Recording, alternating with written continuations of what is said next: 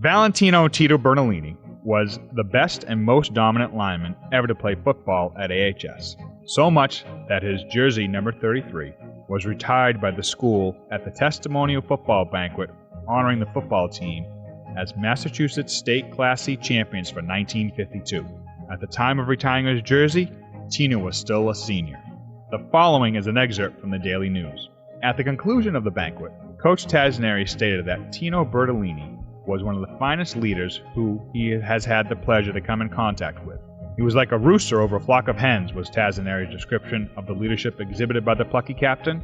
Reaching into a box at his side at the head table, the coach pulled out the now famous 33 worn by Bertolini and announced that the number was being retired and would not be worn again by an Amesbury Gridman. The jersey was presented to the retiring captain Tino. Tino led his team to an undefeated season and Massachusetts Class C championship in 1952. In one game against Winthrop in 1952, with a winning streak on the line, Tino blocked a punt, picked it up, and ran 10 yards for a touchdown. Later in the game, Tino tackled the Winthrop ball carrier in the end zone for a safety and 2 points. The end result was an AHS win by the score of 8-7, with Tino scoring all of Amesbury's points. On Thanksgiving morning that same year, Tino blocked a punt on the Newport's 4-yard line to preserve an AHS 15-12 win and ensure another undefeated season. It has been said that on the field, Tino was tough as nails. He was an Iron Man who played his heart out on the practice field and in every game. He used his strength, great speed, and game sense to strike terror in his opponents. According to his beloved wife Ellen, off the field, Tino was a wonderful, caring gentleman who never said an unkind word about anyone. Tino also played and lettered in baseball for 4 years and was elected captain his senior year. He played and lettered in hockey in his sophomore and junior years, but missed his senior year due to knee surgery after the football season. He also played basketball. His sister Terry commented, "Tino was very proud and happy to do what he did. Being a great athlete, he never looked for praise. He was always a very humble person and player on the field, on the ice, or coaching. Just always do your best," he said. Even performing in the band, he did things with great love. He is sorely missed. He loved all he did and was proud to represent his town. His son John recalled, "My father almost didn't play football because my grandfather wanted him to be in the band. Coach Frank Gazaka had to work hard to talk my grandfather into letting him play.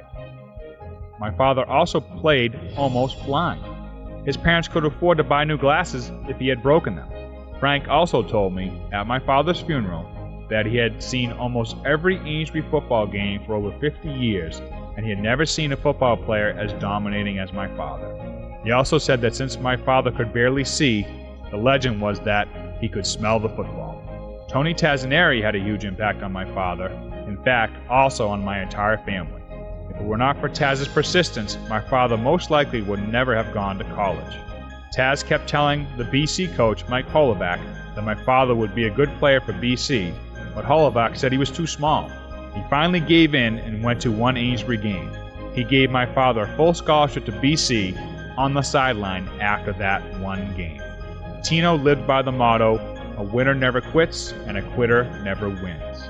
He truly was one of the greatest athletes at AHS, the very best football lineman, and one of the finest gentlemen. Congratulations to inductee Tino Bertolini, class of 1953. Representing Tino is his son John, and his presenter is Dick P. Oh, that was great. We really appreciate everything. On behalf of my family, I'd like to first of all congratulate all the inductees. I think it says a lot for the town of Amesbury to have this kind of a class going in as your first class. It's just a bunch of outstanding people. I was pretty amazed at some of the presentations we saw this afternoon.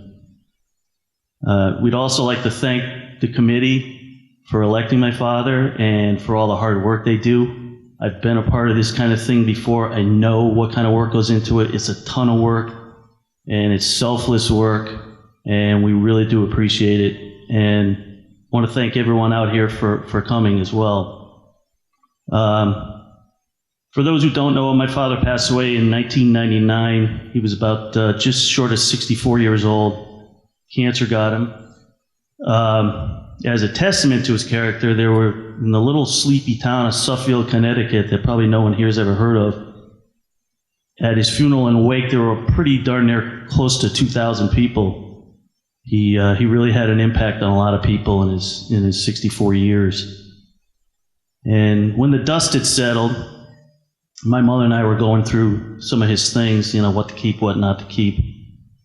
And I thought I had every piece of memorabilia that there ever was from Amesbury that my father had, as well as his Boston College stuff. And I had seen the shirt hanging here in the school, and I thought that was the original shirt. Well, we came across this little antique here, which 60 years ago is the shirt that Coach Taz handed to him. I'm not really sure what this little flap is down here, but it's probably a lot older than 60 years because it's got holes all over the place and patches. But I can tell you, too, it's a good thing I didn't know about this shirt growing up, because I know darn well I would have begged my mother to wear it to school every day. See, growing up, my sisters used to refer to my room as the shrine. I had all of his memorabilia on the wall, all the state championship awards, the Newburyport News Award, the game balls, his All-American awards from Boston College. He went on to Boston College, and he ended up 2 years, he was honorable mention All-American. All those awards.